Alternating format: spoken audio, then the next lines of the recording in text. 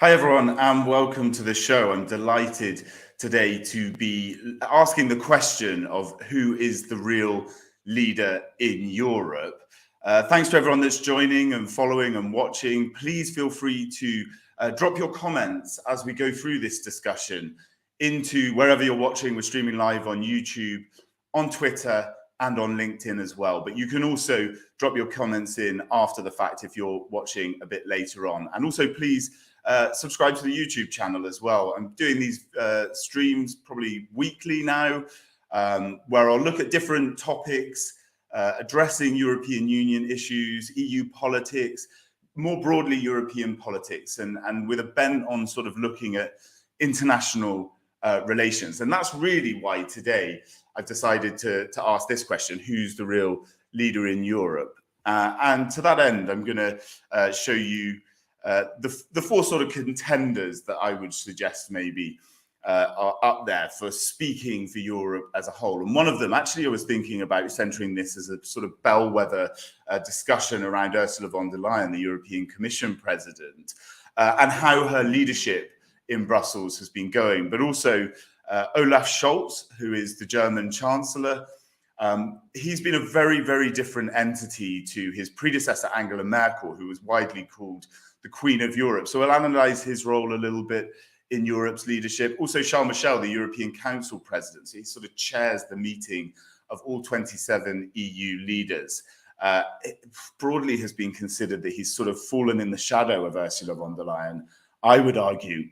And then last but not least, the French President, Emmanuel Macron. Now, the reason really why I thought to ask this question is because there's been a lot going on over the last week, and it all really relates to a visit by European Commission President Ursula von der Leyen and the French President Emmanuel Macron to Beijing.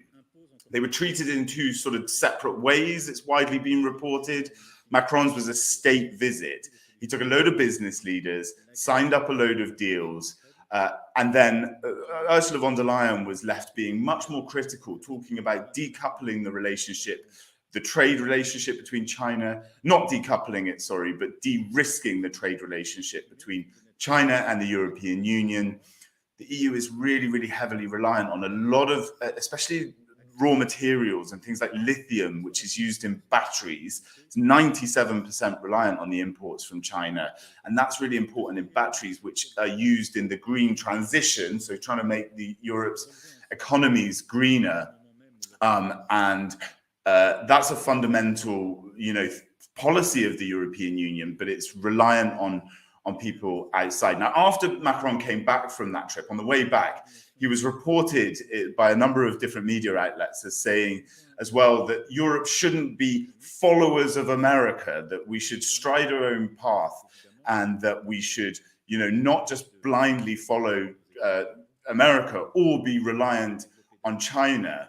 And those comments caused a ruckus on the other side of the Atlantic. The American Senator Marco Rubio, the Republican, saying that, okay, if they don't want to follow us on the Taiwan issue, that was what the comments were related to, China's position on Taiwan, which is a breakaway country which China wants to sort of retake into its sphere of power, then, the Americans should maybe leave the Europeans to deal with Ukraine on their own. Big geopolitical questions, a lot to try and go through. And I'm delighted that on the show today, I'm going to have some people that are following all of this super, super closely. One of them is Jennifer Rankin from The Guardian, the Brussels-based correspondent for them. She wrote a really interesting piece on von der Leyen's tenure of the European Commission.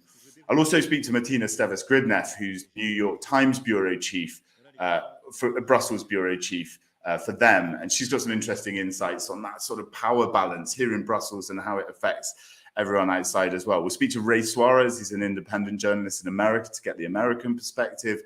Dave Keating, who's a Brussels-based news correspondent, mainly seen on TV for France 24.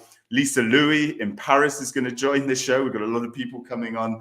She is an independent Paris-based journalist. She can explain a little bit about how all of the stuff around Macron has been going down in France, considering the huge domestic political pressure he's under at the moment. We'll speak to Darren McCaffrey, who's in the UK, former Euronews political editor, works for GB News now, and he can give us a little bit of insight into exactly, what's happened, because von der Leyen especially has seemed to get on very well with the new British Prime Minister, Rishi Sunak. We'll get a bit of analysis on that. And Weihau Chen, who writes for the state-controlled Chinese newspaper, the China Daily. I think it's really important to listen to the Chinese perspective on that. And so it will be interesting to hear what he has to say. But without further ado, I'm really, really delighted to bring in Jennifer Rankin, who is the Guardian's correspondent here in Brussels. Thanks so much for being with us, being with me today, Jennifer. I really, really appreciate it. Great to meet you. Thanks for having me.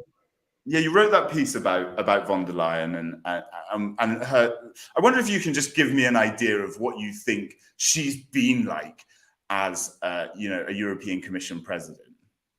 So Ursula von der Leyen, European Commission president now since 2019, the first female president of the Commission as well, I think is a very interesting figure, and she's taken a very interesting approach to handling the Commission, which is this really unusual organization by international standards. It's more than a civil service, but it's less than a government. So it's a civil service with a political leadership, and she is in charge of it, effectively enforcing laws for 450 million Europeans. And she's taken much more, I think, of a role on the world stage than her predecessors.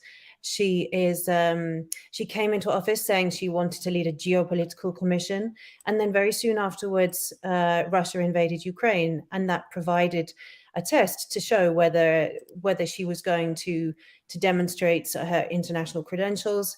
By the reading of people inside the Commission, even people who were rather critical of her, they think she got the big judgment call right on Ukraine, that she supported Ukraine and has led the EU through some historically tough sanctions against the Russian government, and has shown leadership, for example, in bringing Ukraine forward closer to Europe by ensuring Ukraine now has candidate status and begins the long, long path to EU membership. So I think on this issue, for example, she's gained a lot of credit as someone who is speaking for Europe. But of course, your program is about who is the real leader in Europe today, and I think we can say there isn't just one leader for Europe, and I don't think for the foreseeable future there will be.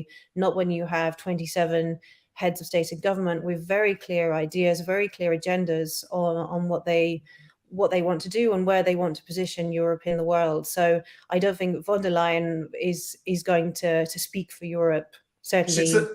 She'd certainly like to, though, wouldn't she? I mean, with Merkel was considered the Queen of Europe, the former German Chancellor. Do you think von der Leyen sort of wants that role? Do you think that's what she's gunning for as Commission President? I think she certainly wants to be a player on the international stage, as does Charles Michel at the European Council. And I think you can see that she's successfully forged a better relationship with the US president, although you can also say, well, maybe that's not very hard, given that the previous US president, Donald Trump, to put it mildly, wasn't, of course, interested in having a good relationship with the European Union, which was an organization, a grouping that he regarded with contempt. So I think clearly von der Leyen wants to play a role on the world stage. But she's not alone in that, and I think there are some of Macron's visits to Beijing with her showed some clear differences in how she approaches China policy and how he approaches China policy, and you'll find other views again among different member states. So I think the EU for the foreseeable future is going to struggle to have a common line on lots of big foreign policy questions, and perhaps the biggest one of all at the moment on China. What's your read on the China trip? Did Macron sort of shun her, take the limelight, and then make those comments about not following America on Taiwan? What's your understanding of what's happened in this last week? Because he doubled down on those comments as well. He's sort of said, no, I stick by that. Europe needs to sort of speak for itself. Well, I mean, to some extent, a lot of what he said was very much what he's been saying for several years since he made that speech at the Sorbonne on what Europe should be and how Europe should be independent, should be sovereign in the world, should be independent economically and not beholden to others strategically. But yeah, of course, on Taiwan were controversial because they suggested that Europe was not going to be there to support Taiwan in the event of a Chinese invasion, and that caused a lot of anxiety on both sides of the Atlantic. But I think to some extent it's Macron being Macron. He was almost speaking off the cuff, I had the impression. And then when you look at what the French official position is, what the French ambassador to Washington was saying, they seem to take a much more sort of conventional European line. I think that by saying we're not equidistant between the US and China, the US is our ally. Of course, we share democratic standards. And certainly not being as not sort of leaving Taiwan hanging out to dry as Macron appeared to do in his interview. So I think it was another example of where he's speaking in this very sort of almost like a sort of think tanky way about how he sees the world without weighing every word, and how those words will be read by all his counterparts in Europe and by people elsewhere. Do you think that's a huge issue for the EU when you've got a second-term French president like that can make those kind of comments? And also, do you think this Taiwan issue is now going to be a huge geopolitical issue, or is this just washing over because of the recent visit of the Taiwanese president to California and the European visit? Do you know what I mean? Is this going to be the thing that we're talking about in the coming 6 months? Well, I think China's future development and China's increasing descent into authoritarianism and human rights abuses is going to be a really dominant issue, of course, for the whole world for a long time to come, and that's going to be a big issue for Europe as well, and Taiwan specifically, its status.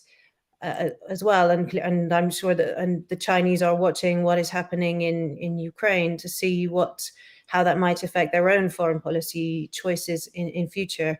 So inevitably, it's a big issue for Europe, and I think there will be we're going to continue to see different views from different European capitals, including today from, for example, the German foreign minister, who is also on her way to or in Beijing.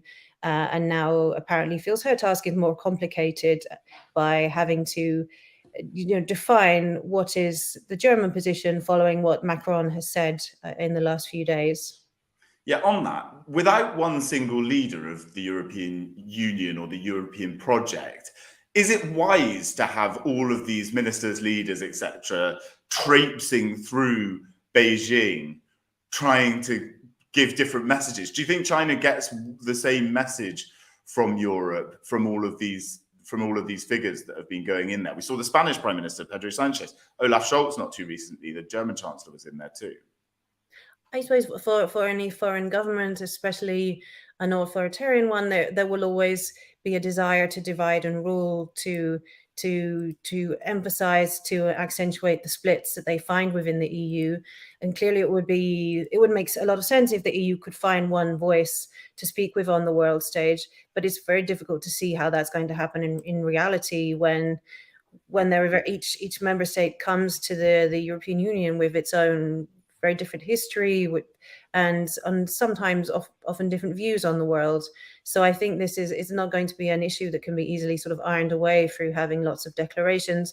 On the war in Ukraine, you can see actually a lot of unity to the extent that has surprised even EU officials. But I think that's not necessarily going to carry over to every foreign policy question when you have governments in the EU as diverse as Belgium and Hungary, to pick an example. Yeah. Jennifer, thanks so much for joining the show today. I really appreciate it. Okay, thank you. See you soon. Take it steady. Thank you. So as Jennifer was saying, there's a real complexity around the leadership now and the messaging that Europe is putting out. And the bigger the issues go, I would argue, so these huge trade issues with China, which is a massive trading partner for the European Union, obviously, the more complicated it gets when more people are talking about it. And this is a fundamental problem of EU politics. I spoke to Matina Stevis-Gridneff, who's the New York Times Brussels bureau chief. I spoke to her yesterday, touched on some of these issues, touched on von der Leyen's leadership as well. Take a look at what she had to say. Gridneff, and I'm the Brussels bureau chief for the New York Times. So the point in this is to ask the question of who is the real leader in Europe? Who is making the decisions? What's your view on this? How the structures of leadership between national leadership and EU leadership are functioning with each other at the moment?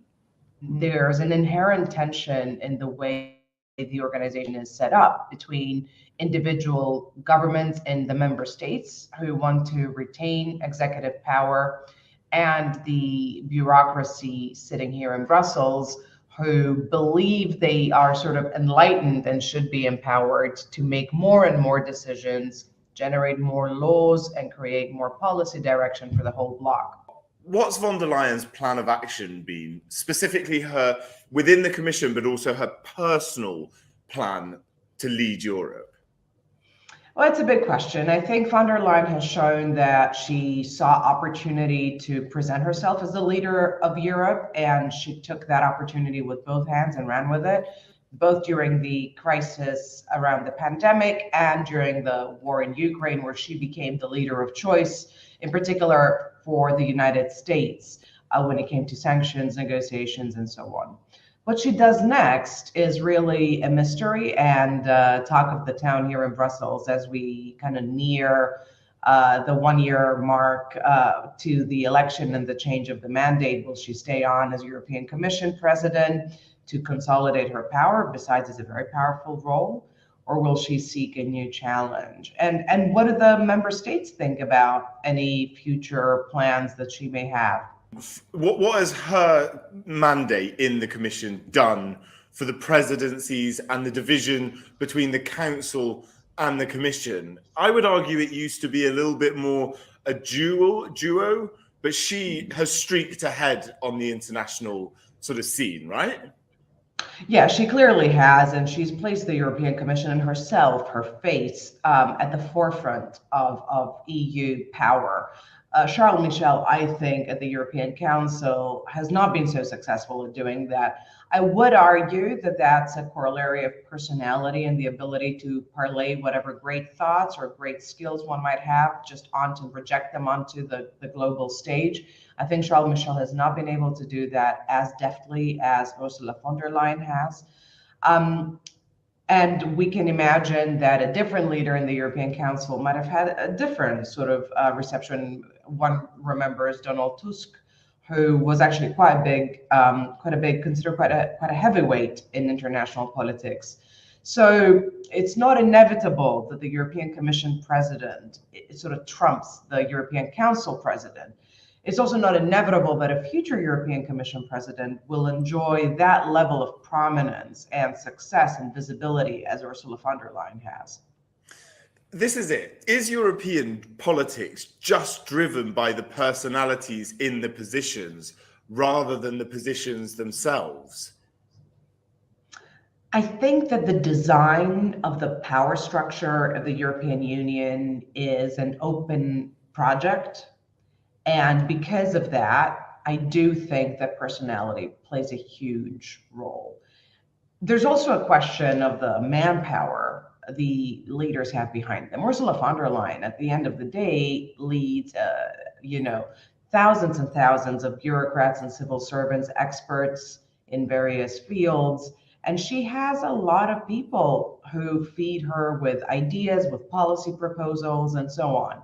So what we've seen is a president of the European Commission who's been able to lean into that and really stretch the legal limits of her mandate to make herself really prominent and place herself at the center of European policymaking. Not everyone's been able to do that. And of course, von der Leyen has done that at some cost. Greater power, greater prominence brings more scrutiny, higher expectations, and it's no secret in Brussels that other commissioners are not happy with the way she's handled things, and there have been missteps as well for which she is being scrutinized and criticized. Yeah, can you talk me through her leadership style within the European Commission? I mean, people outside of Brussels, I think, find this hard to understand how difficult it is for a Commission president to keep, especially the senior members of their Commission college, as it's called, so the 26 other commissioners. What's her leadership style been within the Commission, according to your understanding? Well, I think she definitely enjoys loyalty from some members of that college. You know, the 26 people around her who are sent to Brussels by their national governments, they're not all setting the world on fire. They're not all hugely ambitious politicians. Some of them didn't do very well at home or were rewarded for a long career back home by, coming here to Brussels to have a kind of cushy job. But there are some people in that college who are on the younger side and are very ambitious, both on the European stage and potentially back home. And they would like some of that limelight. They would like to be front and center, at least for, their 15 minutes every few months, to present their own policies, to get space in the newspapers and get airtime on television, and to be able to use their time as European commissioners to build their brand and build their support. And those people are not getting that time because von der Leyen is really a one-woman band. She is considered quite a micromanager, but she also takes the credit for a lot of the policies that come out of the Commission, as I said earlier, together with the scrutiny and the criticism. So I think that's something that commissioners or some commissioners bemoan. I think the other sort of obvious criticism or observation from the perspective of a journalist covering the European Commission is that von der Leyen is extremely controlled in terms of her messaging. She does not do a lot of interviews. Interviews that she does do are quite narrow. They're very tightly controlled. She comes across as extremely disciplined, but to a certain degree, sort of a bit inauthentic. There's no real rapport with the general public, either whether that's mediated through journalists or more directly. And so she's someone who, for example, would be highly unlikely to spontaneously respond to press questions. We don't see a lot of her.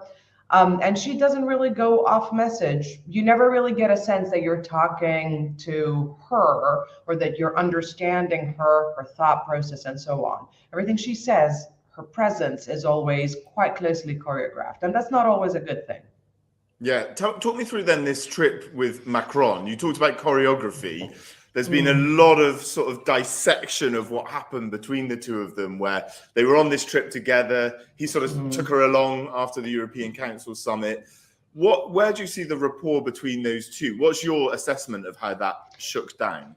Yeah, well, it's interesting you bring up the Beijing question, because in fact, I think the Beijing situation is a time where her discipline and her kind of command of herself, what she says and how she conducts herself, actually was very handy, because it was in sharp contrast to Macron, who has none of those characteristics. He speaks his mind. Some of what he says is a bit undigested. He then goes back and sort of sends off his minions to tell journalists that they've misunderstood. And the real problem, the real heart of misunderstanding Macron apparently is that, very few of us speak sufficiently good French to understand him or to follow him. So you really saw the contrast. At the same time, it is an open question whether von der Leyen should have gone at all.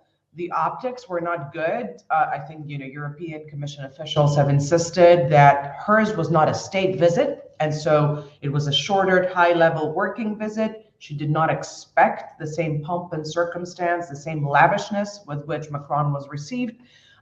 She also had a much tougher message than Macron.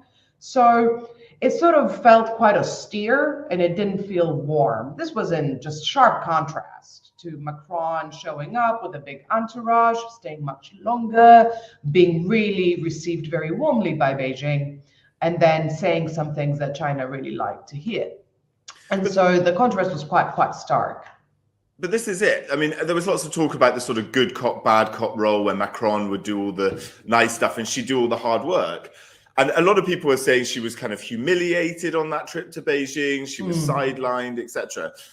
But does that bad cop role that she was given not maybe make her look stronger and more powerful, and that she really, I mean, she talked about the plight of the human rights situation in Xinjiang, which many leaders have been unable to do when they stand on Chinese soil. Well, I mean, quite to the point. However, people will always react differently to the optics of high politics. And I would make the case that actually she came across as disciplined, as having the courage to do a pretty unpleasant job, which is to go to one of the world's biggest centers of power. And after making a fairly critical landmark speech on EU-China relations the week prior, and was able to carry on with her message.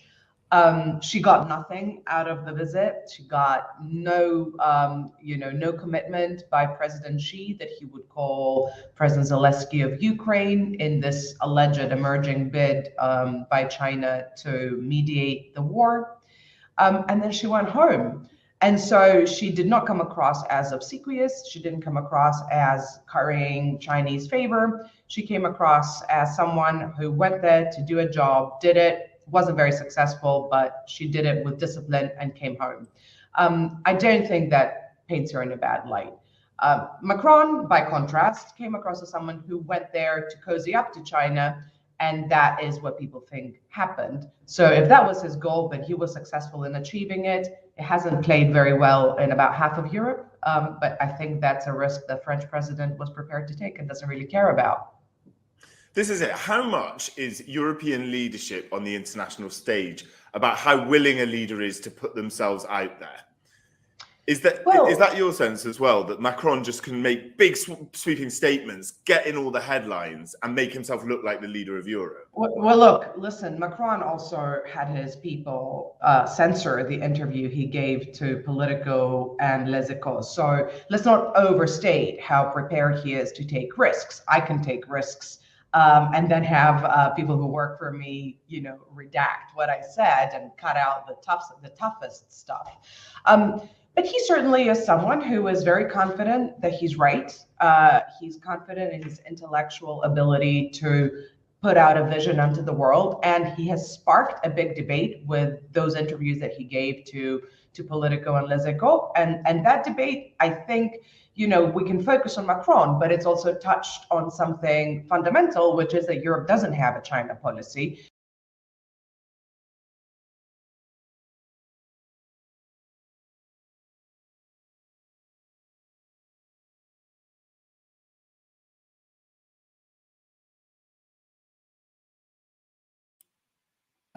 A huge thanks to Matina there. Sorry, I had my mic muted.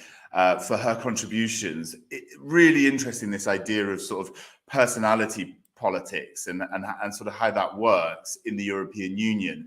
And Macron being such a sort of bombastic international figure gets a lot of attention. And I'm going to bring in Ray Suarez now, who hosts the On Shifting Ground show and follows European politics extensively from an American perspective as well. Hey, Ray, how are you doing? Great to see you. Great to see you, Jack. Yeah, thanks for joining. I just wanted to ask you, these comments that Macron made on Taiwan, we saw Senator Rubio, the Republican in Florida, be pretty critical about what he was saying and saying we should leave Europe to fight Ukraine on their own if Europe won't back America on the Taiwan issue. What else is going on around this? Who's seen, how does Macron get received in America? Well, Macron is someone who pops in and out of the news because depending on the day, we have contentious, knives-out domestic politics right now, a highly polarized society, and Americans are only occasionally following European politics closely. And certainly when a little daylight shows up between the stated policy of a major European leader and the stated policy of the United States, that's one of those few times where what a foreign president says will break through. So when there's big breaking news, when there's a meeting with an American president, sure, but otherwise, European leaders make an impression only from time to time. This is it, though. Do you think Macron makes those statements in order to chase attention in America? Well, not to chase attention in America as much as to remind Washington that Europe is its own pole of world influence and has its own ideas about the world rather than being an American vassal. I think it's been important not only for Macron, but for generations of French leaders to make that point. France stayed out of the unified command of NATO for decades for much that same reason, has its own independently commanded nuclear force for decades for that same reason. The force de frappe, you don't hear about it much these days, but it was a contentious issue when other French presidents would visit Washington. So of all European powers, it's certainly perceived in Washington that France has the most interest in reminding Washington that France and other European bodies make their own way in the world. Yeah, turning to Ursula von der Leyen, the European Commission president, they're putting out, the Commission on behalf of the European Union is putting out sort of plans to deal with this Inflation Reduction Act, which is this American, bill, which is basically to try and, it's very much of the Trumpian America First policy, right? That like make sure that America is producing American, and the Europeans are trying to do that as well. How does von der Leyen get perceived by American politicians? I'm sure that the general public of America have no idea who she is, but the politicians that are aware of her, the president, the White House, the senators, etc., what's the perception in America of her? Well, in that very narrow audience, they're waiting to see what Europe comes up with. Recall that this policy was very much speaking to domestic politics in the United States, where it's felt that offshoring, that globe-straddling supply lines haven't treated America very well. During the pandemic, when shipping was messed up, when stuff had trouble getting from one part of the world to another, this world that had evolved of products from 20 different countries going into a single produced item in the United States, it worked great for a long time, and it gave Americans cheap consumer items. But when that system broke down, there was a lot of complaints. There was a lot of feeling of, what's this all about? And then Americans began to be aware that there were certain key components of various goods. Things as simple as a toaster or a microwave oven, things as complicated as international tracking systems and telecommunications equipment that were largely overseas sourced. And there was a feeling that that had to be stopped, and Joe Biden was responding to that moment. Now, obviously, when Joe Biden, who's been at this a long time, comes up with a policy like that, he knows he's not only going to get pushback from Xi Jinping, who was certainly one of the intended recipients of that policy, but also the South Korean president, the EU trade and economic policy bodies, and individual heads of government. And, America's sort of bracing for what comes next. A trade war is something nobody wants, a sort of race to the bottom, but there are few countries in the world that are in any shape to win a trade war. Ray, thank you so much for joining the show today. I really appreciate your time. It's great to speak to you, mate. Great to see you. See you soon. Thanks so much. Okay, so really interesting. This is it. The history of these things can't be ignored. And I'm going to bring in Lisa Louis now, who is a correspondent, an independent correspondent in Paris. Lisa, great to see you. Thanks so much for joining on the show today. Hello, thank you for having me. Yeah, it's awesome to see you. Listen, tell me, Macron's caused a massive ruckus. There's no question about that.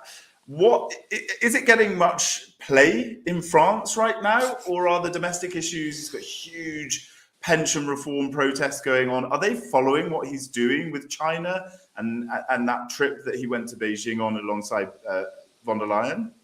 I think Macron, he would like that people, are really following his international agenda, but I don't think that's the case.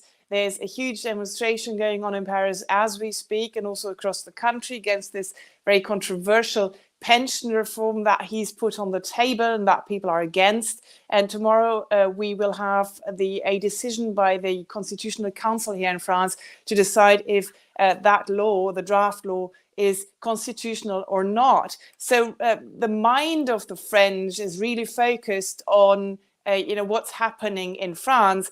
Mind you, Emmanuel Macron would like them to get a bit distracted and to look at international issues or other topics, so to say. I've just seen that he is planning a visit to the Notre Dame construction site tomorrow morning, which is a very peculiar timing, given that there is this decision upcoming tomorrow. So you can tell that he's doing what he can to actually have people look the other way, at least not at the pension reform. But I don't really think that obviously it made headlines here, obviously as everywhere.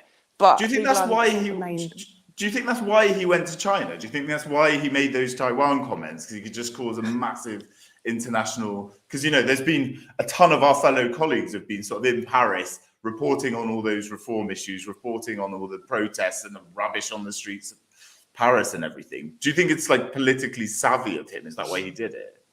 Well, this trip was planned beforehand, so he was going to go anyway. And then I always feel that Emmanuel Macron, he kind of makes up his mind at the last minute what he's actually going to say. He's got this very disruptive style. He wants to break things up a bit, shake things up a bit.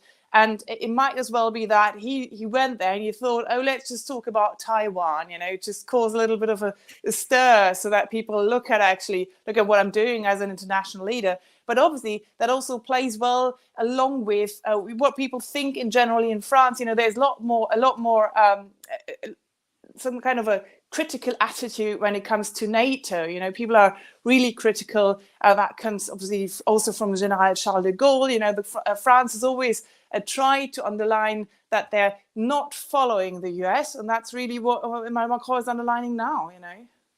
What's your analysis on Macron's relationship with von der Leyen? He took her over there to Beijing. He announced that at the end of a European Council summit in Brussels. He announced in his press conference, and Ursula von der Leyen is going to come along with me, and then sort of left her on the sort of side without the state visit, pomp and ceremony. Do you think that was disrespectful to her? Do you think that shows that... why did he do that, in your opinion?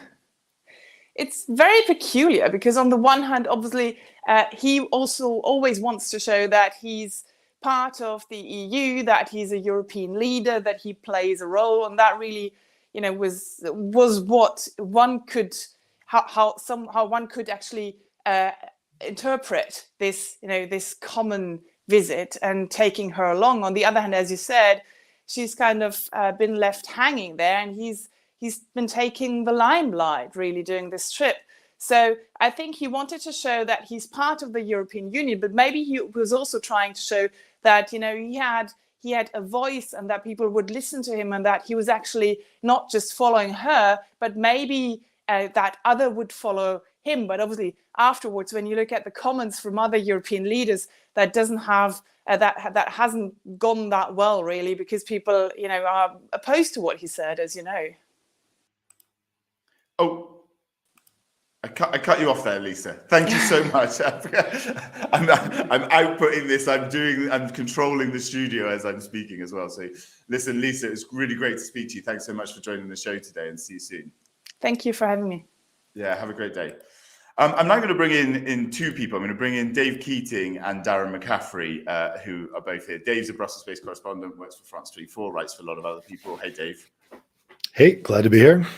Also a good friend of mine, as is Darren McCaffrey, who I think probably you're in Ireland right now, are you, Darren? I am indeed in Dublin, covering President Biden's visits to Dublin. Yeah, super interesting. It's really interesting, that aspect of it as well, that sort of Biden's over there doing his thing in Ireland for the Good Friday Agreement stuff. But I want to talk to you about the British leadership's view on Ursula von der Leyen and European leadership post-Brexit. I would argue Rishi Sunak's kind of got the measure of von der Leyen, and we saw that with the renegotiation of the Irish border issue. Do you agree? So I think, first of all, we have to remember that Ursula von der Leyen is essentially an Anglophile. She spent an awful lot of time here in her younger years in London, in England. She's someone who obviously speaks incredibly good English and likes the UK a lot. And then you add to that, Jack, the fact that she's quite similar to Rishi Sunak. She's part of, if you like, the kind of European elite to Stanford together. No, not at the same time, but they went into that university together, got an appreciation for California.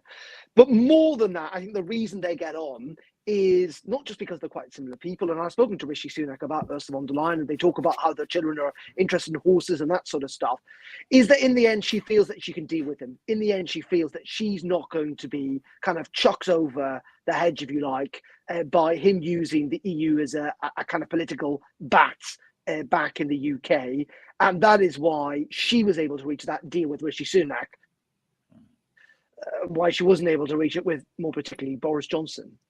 Yeah, it's really interesting. Dave, do you think von der Leyen's got that stuff? I mean, she's painting herself as this queen of Europe. She's certainly the most powerful of the EU presidents, and a streak ahead from Charles Michel in this mandate. I think you'd agree, would you? Yeah, for sure. I mean, Forbes called her in December the most powerful woman in the world. I think I'd probably agree. I can't think of a woman in the world who is more powerful than Ursula von der Leyen, with the departure of Angela Merkel, of course.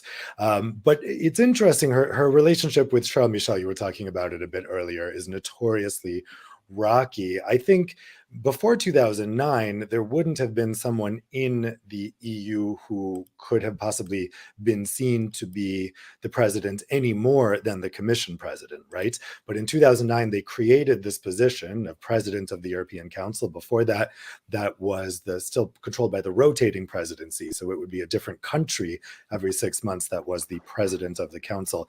And ever since then, there's been this inherent conflict, because when they created that position, they were actually talking about some big names to be the first holder. Tony Blair was in the mix. I think probably were it not for the Iraq War, we would have had a first EU president, Tony Blair.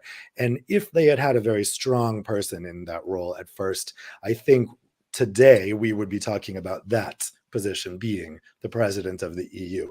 But they didn't do that. They appointed Herman van Rompuy, Belgian prime minister, not exactly a heavy hitter, not charismatic to say the least. And he was really more of a backroom coordinator, and that set the expectations for that role.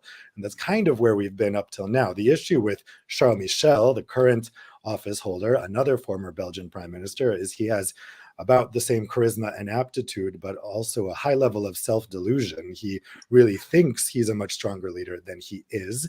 He has ambitions that probably stretch far beyond his abilities as a politician, and he's, to put it bluntly, not very well respected in this town, whereas Ursula von der Leyen is. And so I think it's clear, if you're looking at the two of them, who is the more respected, who is viewed as more of the leader of Europe. It's undoubtedly von der Leyen, to Charles Michel's great discontent, I think. That doesn't necessarily, however, make her be seen as the leader of Europe throughout the world.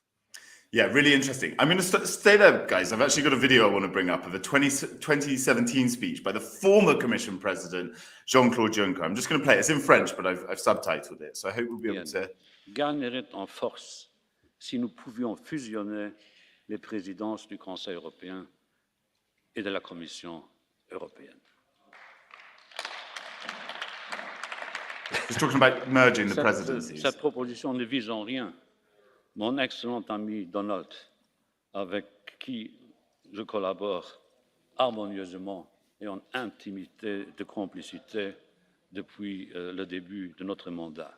Cette proposition ne vise ni Donald ni moi-même. Le paysage européen serait tout simplement plus lisible, plus compréhensible si le navire européen était piloté par un seul capitaine.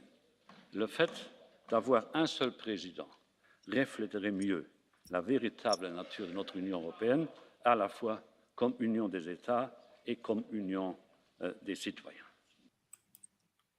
Darren, do you reckon that the Brits post-Brexit are actually enjoying having that figure of von der Leyen, that sort of one figure? I mean, Juncker was widely sort of mocked and sort of, you know, joked about in the UK, but von der Leyen doesn't get that treatment. She's taken much more seriously, right? Without a shadow of a doubt, and I think there was a recognition in the EU that they needed a slightly more professional figure. We saw with Jean-Claude Juncker, as charismatic as he was. What I would kind of take on with you guys, though, is this sense that Ursula von der Leyen is a more powerful figure than she is. Let's remember, she's in this post because Emmanuel Macron wanted her there, and that was kind of the compromise with Angela Merkel. At the end of the day, she is still effectively just the head of the civil service, and when things get tough, the EU's power quite quickly dissipates. It is still a collection of nation states. There is no doubt that this Windsor framework would not have happened without Dublin's consent. Dublin were massively engaged in this. We talk about this, how this is a deal fundamentally between Rishi Sunak, the British government, and the EU. In the end, actually, it's more fundamentally a deal between the Irish government and the British government through the prism of the European Union. And the same could be said, we saw this throughout the pandemic. I mean, the EU used to bleat on all the time about its rules and regulations, which routinely got chucked out of the window. So Ursula von der Leyen, yes, I agree, is a respected figure in Brussels. Is she a powerful figurehead than someone who actually wields proper political power? Yeah, I know Dave's going to want to respond to that. If I know Dave Keating, he's going to have something he wants to say. No, I mean, listen, I would very much disagree with that. The commission president is not just the head of a civil service. As Jennifer said at the beginning of this video interview, the commission is more than a civil service, but less than a government. But, any prime minister is also the head of a civil service. The civil service executes the wishes of a prime minister, whoever the government is. The difference with the commission president is that under the treaties, the commission is supposed to implement the wishes of the European Council. So essentially, the EU prime ministers and presidents are supposed to task the commission with doing something. However, that is a very, very vague instruction. So I don't think it's right to say that the council is the executive and the commission is just a civil service. The commission is the EU executive, and the commission president position can easily become an EU leader, a president of Europe, depending on who holds the position. The issue is over the past 20 years, we've had not very talented or ambitious commission presidents, to put it bluntly. I think Ursula von der Leyen can be said to be certainly the best commission president since Delors in the early 90s, and probably the best communicator that there's ever been for a commission president. However, that is kind of damning with faint praise. We had a string of not very ambitious commission presidents for a while. We had 2 terms of Jose Manuel Barroso, who really just faded into the background as a forgettable figure. And, I think Jose Manuel Barroso was content to be just the leader of a civil service. Von der Leyen is not that. Von der Leyen is, I think, probably the most recognized EU Commission president that there has ever been. And she is treated as an interlocutor when she goes to the UK and meets with Rishi Sunak. She's not treated as the head of a civil service. She's treated as a counterpart with which you would negotiate. But there is always going to be that tricky thing there, because as Juncker was just saying in that clip, he wants to see those 2 positions merged. I would actually disagree with that. I don't think you need to do that. All you need to do is set the expectation of what the council president is. Maybe change the name. We unfortunately have the word president in a lot of the positions in the EU. That's inherited from French, where a president can also mean a chairman. So we have the president of the European Parliament, when that's really more of a speaker position. And really the European Council president is more of a coordinator or a chairman. So if we just change the expectations of what the council president is, that could probably do the same job. I don't think actually it's a good idea to merge those 2 positions, because they are 2 different institutions. And the commission president, I think, would be far too busy dealing with the commission to be corralling positions in the European Council. That was the whole point of creating that position. But I do think it would serve the EU well to just make clear who is the president, who speaks at least for Brussels, for the EU institutions, even if we're not at a point yet where the EU president could be speaking for all national governments. Darren, from a UK perspective, do you think there'll be much attention put on who takes over the next role of the EU Commission and the other senior roles when the elections come sort of late spring next year? I mean, just to come back, and I don't want to turn this into an argument about the powers of the EU Commission, but I mean, politics is all about mandate, isn't it? I mean, that is why we live in democracies, because people get to vote for leaders and they've got mandates from the public. It's one of the reasons that Rishi Sunak is in the UK is slightly held back, in that he doesn't really effectively have a mandate. And that is always, as long as the process for selecting the EU Commission president is as it is. I mean, we all covered it. No one saw Ursula von der Leyen coming. This was meant to be a kind of, open and frank kind of way of selecting the Commission president. That in the end didn't happen. And she's an interlocutor. She is to a degree, but we've been to G7 summits, to G20 summits. I mean, let's be honest about it. The EU leaders turn up, Charles Michel, Ursula von der Leyen, they're hangers on. We saw that in Beijing as well, earlier on this week. With Xi Jinping, who wasn't really interested in the fact that Ursula von der Leyen was there. He was there, to talk to Emmanuel Macron. In terms of the UK aspect of this, clearly the UK has never been as interested in European affairs as many other countries, not least of all the country I'm sat in now, Ireland, which is really, really interested. You only have to look at the media coverage of what's happening in Brussels. But given Brexit's happened, and that I will agree, at least on this point, that Brussels and the EU Commission President is the kind of main front person for the European Union these days, it will be notable. And I think it is notable that Ursula von der Leyen has taken a hell of a lot more seriously by the British press and the British public than, let's say, Jean-Claude Juncker was when he was Commission President. Yeah. Darren, thanks so much for joining the show today. Really appreciate it. Catch up with you soon. Thanks for joining. So Dave, to turn back to you though, maybe to turn back to the China issue. I know you'll probably still have a lot to say on what Darren was saying. I want us to keep it focused though on this China issue as well. What was your read on that? What was your read on what happened with Macron making those Taiwan comments, making those? The American side of this as well, and it really rubbed up the Republicans on the other side of the Atlantic. Yeah, it sure did. I mean, I thought the reaction to what he said was much more interesting than what he said itself. And I just finished my weekly newsletter for World Politics Review, Europe Decoder, on this subject. But really, I found what Macron said was not new. He's been saying this for years, ever since his 2017 Sorbonne speech. I think two things were happening here. One was that the way the Politico write-up of that interview was structured got the attention of Washington in a way that this idea of European sovereignty has not before. So I think a lot of people in Washington just woke up to this. And for them, they were hearing this for the first time, this idea that maybe Europe doesn't want to be told what to do anymore. Then also, of course, you have the really, really bad timing of what he was saying about this idea of European sovereignty, about not taking orders from the United States, not being vassal states, being dictated to by Washington. It was specifically in reference to the China issue. And as he was giving that interview on the plane, you had China encircling Taiwan with warships. So it was poorly timed, but I think the reaction, I think a lot of it was just silly. For one thing, I think his actual position on Taiwan was misunderstood. And I think, as Matina was saying before, Macron tends to be frequently misunderstood in Anglophone media. I think there's probably blame on both sides there for that. But, the French government has reiterated that their position on Taiwan has not changed, that they believe in a sovereign Taiwan. And Macron wasn't saying that Europe should stay out if China invades Taiwan, that Europe would just sit there and do nothing. But he was saying that Europe needs to develop its own independent response with its greatest ally, the United States. But the idea that Europe should go to war with China, if America decides to go to war with China, simply because Washington has told European countries to do so, that is the idea he's taking issue with. He's saying Europe needs to think about this very carefully. And I really get the impression that the fiercest critics of Macron, especially coming from Eastern Europe, from Germany, and from the United Kingdom haven't given this Taiwan issue actually very much thought.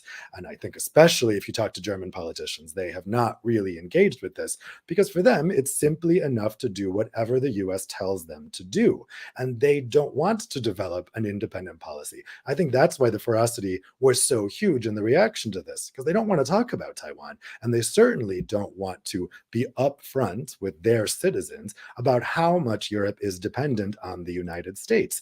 Macron actually wants to talk about that. Macron, France in general, has for years been pushing European countries to spend more on defense, the same way the US has, but countries like Germany have been ignoring it. So I think this is the thing with Macron. He is an ideas guy. He is willing to get ahead out there and say unpopular things that he knows are not going to go over well in large areas of Europe. He's a thought leader. And that contrasts sharply with Ursula von der Leyen, who I would say is not really someone who's willing to say unpopular things. She's very much a communicator, and I found she's very much focused on saying the most popular thing at any time. Yeah, I'm going to try and bring in Weihau Chen. I don't know if you can hear us. Weihua. Yes. Yeah. Okay. We don't have your video. That's why I haven't been able to bring you in. I didn't know if you were really there. I don't know.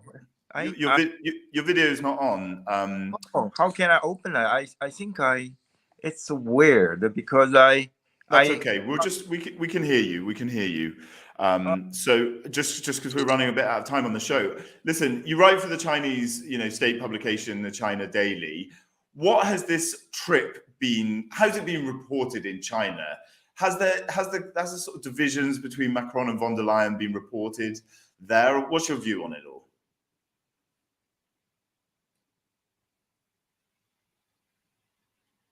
Now we can't hear you if you're talking.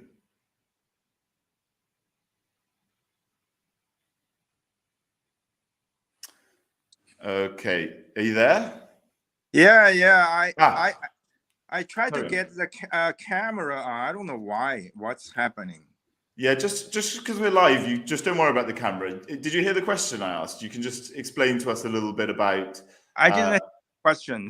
Sorry. What's the reaction been to the Macron comments in China and the von der Leyen visit as well?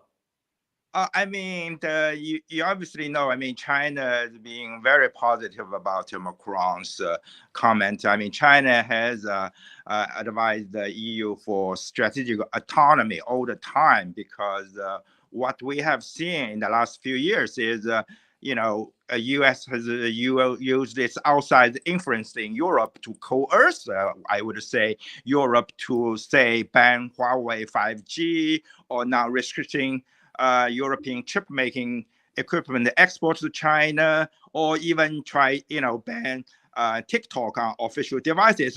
This is, I think, China believe it's not EU exercising a strategic autonomy, but rather acting under the US influence or coercion. So in that way, China always believe, France, as we remember in 2003, France and Germany opposed the US invasion of Iraq, and that was criticized heavily at the time. Washington renamed the French fry into freedom fries.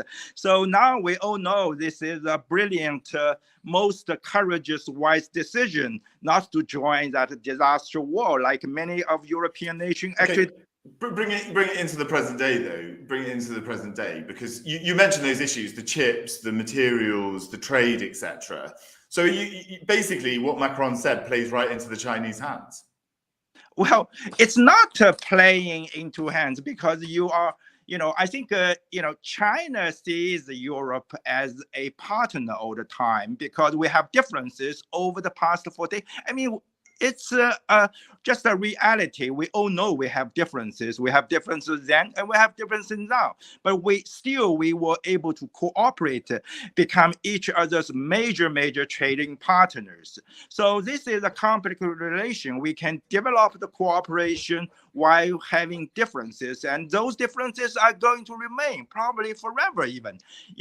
That's the Chinese view. And so I think China believes that EU, in the last few years, since the Trump administration has just like U.S. reversed the China policy, EU has been negatively impacted, like the investment treaty, now being frozen. Actually, if you talk to like EU's DG for trade, Sabine Wiener, she would tell you this is a sort of a one-sided Chinese concession to EU for level playing field. It's all good for EU. Why you guys don't ratify it and still complaining trade barrier? And this is that was an interesting part of the visit to Beijing. Von der Leyen was asked about it right at the end. She was asked whether that trading agreement was dead, and she sort of didn't respond to it properly.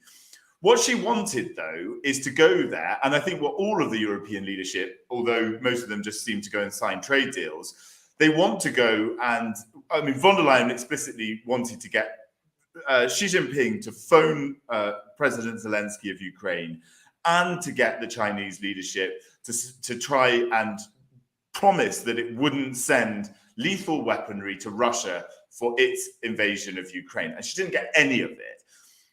Why do you think that she is or any of the European leaders are completely unable to get any concessions out of China with relation to Ukraine?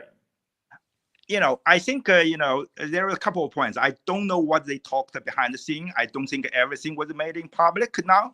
And first, I think Europe and the US made a big mistake in the beginning, trying to link the Ukraine issue with the Taiwan issue, because now that's you guys that push the China into the corner. Basically say, we're going to help you, to destroy China's ultimate reunification. It's like, why we want to do that? So, but at the same time, Europeans don't know that China has good relation with both Russia and Ukraine for the past decades, always a very close relation with Ukraine. So when you have two friends fighting each other, you have two brothers fighting each other, your first response to ask them to stop and assign blame later. That's why China has been constantly urging for de-escalation, ceasefire. But it's Russia that's fighting the war, right? It's not, Ukraine is not trying to go into any Russian territory. I agree with you that point, but I also want you, China's argument that, if you read China's 12 points, it includes addressing the legitimate security concern about everyone. That's including Russia, which is about the NATO expansion. And Russia's letter to NATO or US in the beginning included that. And we all know, you just ask Kissinger or John Mearsheimer, all the US foreign policy leader, they all pointed out this was a major issue for the Russian anger, right? We can, Europeans now talk about like this never happened, this doesn't exist. I think we have to address all the factors, not just what happened afterwards. Yeah, listen, thanks so much for joining the show today. I'm sorry we couldn't see your video, but I really appreciate you. Yeah, I don't know why. Sorry about that. No worries. See you around, man. Thank you. So Dave, comments on what he was saying, this idea that, China's, sort of playing off, doesn't have the sort of, that it's being, shouldn't necessarily always be involved in these things in that way. Yeah, this is what makes people very nervous about what Macron is saying. And I heard this a lot in the debates over the past 4 days, that Macron is giving in to a Chinese and Russian narrative. It's clear that there's nothing that Moscow and Beijing would like more than to see a rift in the transatlantic alliance. That is clearly to their benefit. And so they have every motivation in the world from a geopolitical standpoint to say exactly what he was just saying, say we're pushing for European strategic autonomy, be independent Europeans, stand on your own 2 feet. And of course, there are ulterior motives to that. They're not saying that just because they believe in Europe and it's great, it's because they want the alliance between Europe and America to be less strong because it threatens them. But I think for Europeans, the important thing is to say, we see what you're doing, Russia and China. We see why you're encouraging strategic autonomy. That does not mean that strategic autonomy is automatically bad just because China and Russia are encouraging it. And I think that's the point that maybe people need to keep in mind, that just because they would like to see it doesn't make it a bad idea, and it can still be done while maintaining a strong alliance with the United States, or you could even argue building a real alliance with the United States, an alliance of equals, not an unequal alliance or something that even does resemble a military protectorate. Dave, do you know what? I'm going to do one of these shows specifically on European defense structures, NATO, and I absolutely know that you will want to join that stream and come and talk, because that is right up your street. Listen, I really appreciate you joining the show today. Thanks so much for staying on so long and commenting as well. Happy to be here. Thanks, Dave. Take it steady.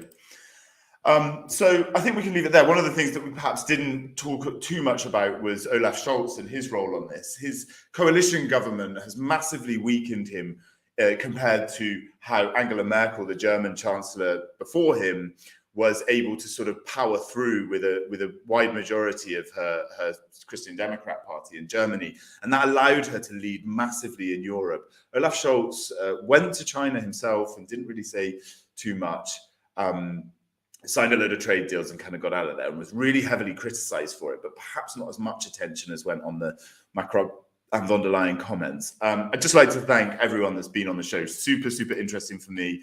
I'm really enjoying doing these streams. I'm really enjoying the support that everyone's giving to me to try and give this extra space to a bit of EU reporting, to have some discussions. Each of these streams is a question that I leave relatively open.